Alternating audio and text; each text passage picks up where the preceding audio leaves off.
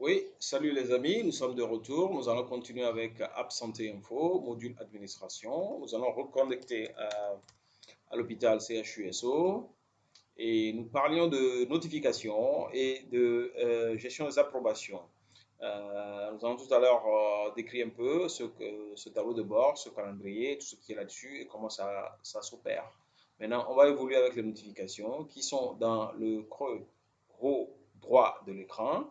Et nous allons d'abord rafraîchir l'écran. Nous voyons la notification, il y en a 5N. Là où c'est marqué 5N, c'est la notification qui sont là-bas. Et là où c'est 0 avec le poussé en haut, c'est là où vous pouvez faire les approbations. Les approbations concernent les emplois du temps.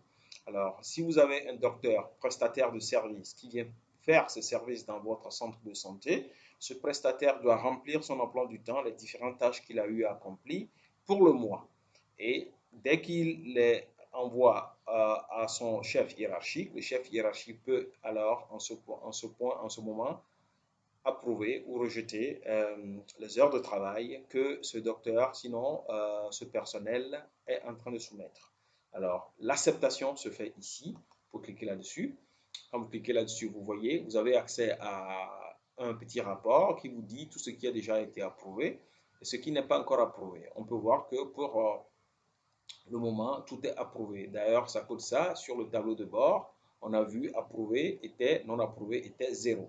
Alors 0, ça veut dire tout simplement ce qui est en attente, qui n'a pas encore été approuvé. Voilà.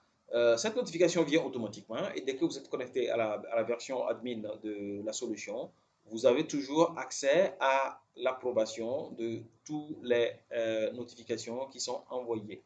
Pardon, je dirais de toutes les approbations qui sont envoyées. Bon, pour le moment, je pense que c'est tout pour cette page. La dernière des choses que je mentionnerai, c'est les liens utiles. Les liens utiles vous donnent accès à quelques pages, sinon à quelques informations dans le domaine médical, pour avoir accès rapide aux informations additionnelles dont vous avez besoin. Par exemple, vous cherchez les centres d'analyse médicaux, vous pouvez accéder là, les centres dentaires, les fournisseurs de matériels médicaux, vous pouvez les accéder, les délégués médicaux, ainsi de suite. Donc, vous avez toute une liste d'informations disponible à votre, à votre écran. Donc, voilà un peu comment marche cette page d'accueil. Nous allons continuer immédiatement avec les autres modules qui existent, sinon les autres fonctionnalités qui existent dans cette application. Étape par étape, vous donne un peu le sommaire de ces fonctionnalités. Qu'est-ce que vous pouvez faire réellement avec Absenté Info? Vous pouvez créer un nouveau client. Qu'est-ce qu'on appelle client? Je vais vous l'expliquer tout à l'heure. Vous pouvez créer un nouveau patient. Vous pouvez prendre des rendez-vous. Vous pouvez prendre rendez-vous pour des hospitaux. Vous pouvez être hospitalisé si on prend des rendez-vous d'hospitalisation. Vous pouvez faire des consultations. Vous pouvez faire des factures, des paiements, suivi des patients, enregistrer des nouveau-nés, suivi et demande des actes de naissance, emploi du temps et de vos employés et la communication, c'est de ça on parlait tout à l'heure, la notification. Alors, c'est très important. Quelle est la différence entre un client et un patient? C'est tout simplement que le client, c'est le responsable, c'est celui qui paie les factures, c'est lui qui est le responsable du compte. Et le patient, c'est le patient. Comme tout le monde le connaît, le patient, c'est la personne qui souffre du mot. Alors oui, dans certains cas, le client peut devenir patient, il n'y a aucun problème. Mais l'hiérarchie de l'application, c'est un client, plusieurs patients. Donc, vous pouvez avoir un père de famille qui a 5 enfants, et tous ces 5 enfants peuvent être enregistrés sous lui, et il est le responsable pour payer les factures de ces patients.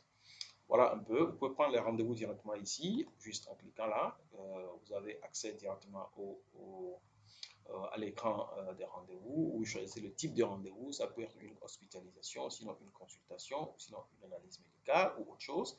Disons c'est une consultation. Vous avez accès aux aides des informations. Sinon, vous pouvez retourner rapidement sur étape par étape, comme c'est un menu qui est toujours disponible en haut de l'écran pour vous. Vous pouvez faire, par exemple, créer un nouveau client. Là, il vous demande ce que vous avez commencé avec le rendez-vous n'était pas fini. J'ai dit oui, il n'y a pas de problème, je veux continuer. Alors là, on est maintenant sur la création d'un compte client où on peut spécifier la date. C'est mademoiselle, madame, monsieur. On peut le spécifier et remplir ce formulaire. Merci.